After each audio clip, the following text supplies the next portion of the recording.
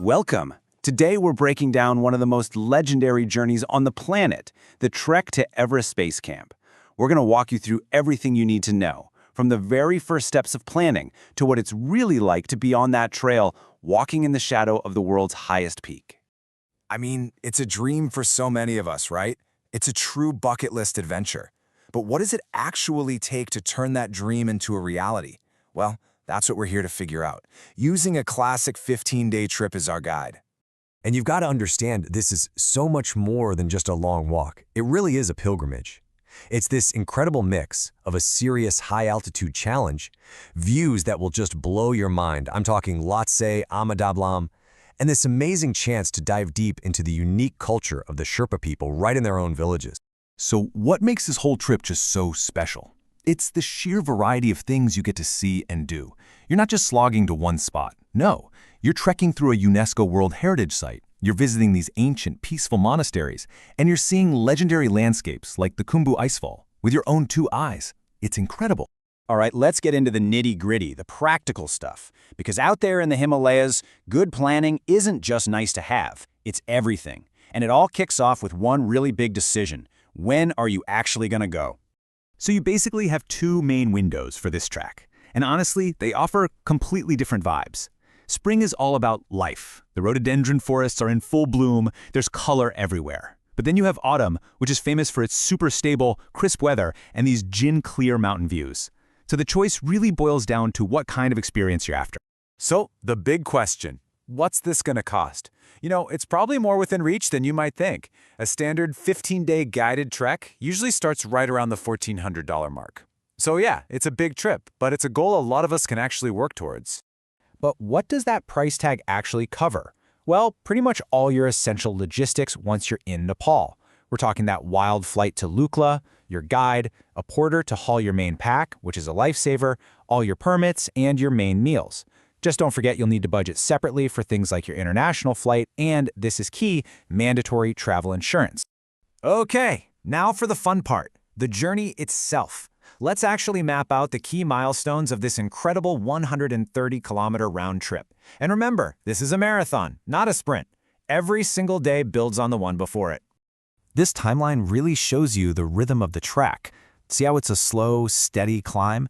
Those acclimatization days are built right in, and they are absolutely crucial for letting your body adjust to the altitude.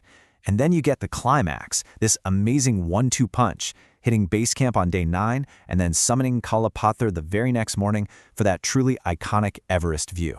Now let that number sink in for a second. Over 18,000 feet.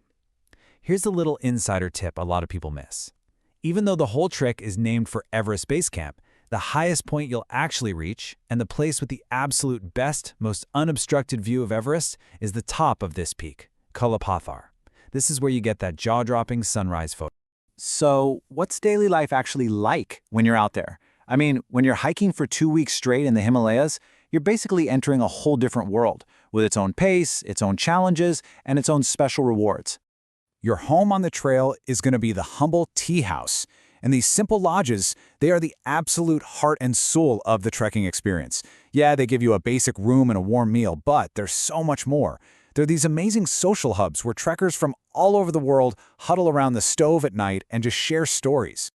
Okay, we have to talk about the single biggest hurdle on this trail, altitude sickness. It can affect anyone, I don't care how fit you are. The absolute key to staying safe is knowing how to recognize these early warning signs before they turn into something much more serious. The good news is prevention is your best weapon here, and the rules are actually pretty simple. First, walk slow. Seriously, it is not a race. Second, hydrate like it's your job. Third, eat a ton of carbs to keep your body fueled up. And fourth, save that celebratory beer for when you are safely back down in Kathmandu. You follow these steps and your body will have a much, much better time. So, let's wrap this up.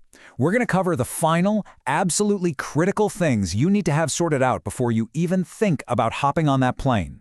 Think of these as the non-negotiables that make sure your trip is safe and goes off without a hitch.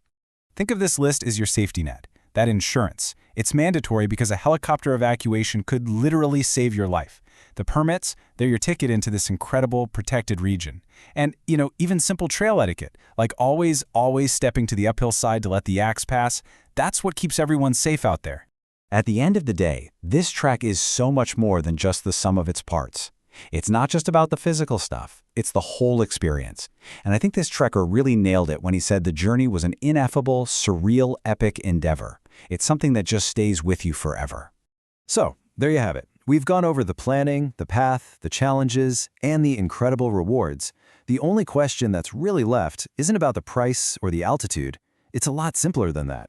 Is this journey calling to you?